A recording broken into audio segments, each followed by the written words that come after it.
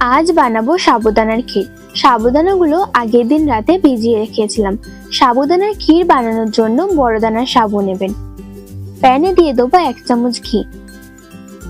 ঘি গরম হয়ে আসলে কাঠবাদাম আর কিশমিশ ভেজে নেব। ড্রাই ফ্রুটস গুলো ভালোভাবে ভাজা হয়ে গেছে, এবার তুলে নেব। এই প্যানেই দিয়ে দেবো সাবুদানা। সাবুদানাগুলো ট্রান্সপারেন্ট না হওয়া অবধি ভেজে নেব।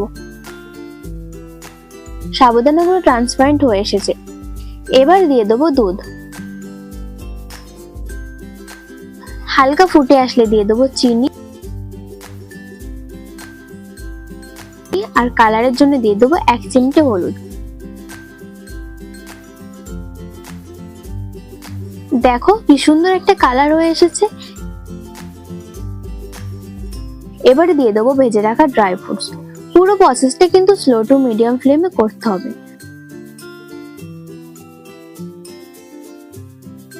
যখন ক্ষীরের এরকম ঘনত্ব হয়ে আসবে তখন নামিয়ে নেব। আমার প্রিয় বন্ধুরা, সাবুদানার ক্ষীরের রেসিপিটি কেমন লেগেছে সেটা অবশ্যই কমেন্ট করে জানাবেন। যদি ভিডিওটা ভালো লেগে থাকে তাহলে চ্যানেলটি সাবস্ক্রাইব করে ভিডিওটি লাইক করে দেবেন।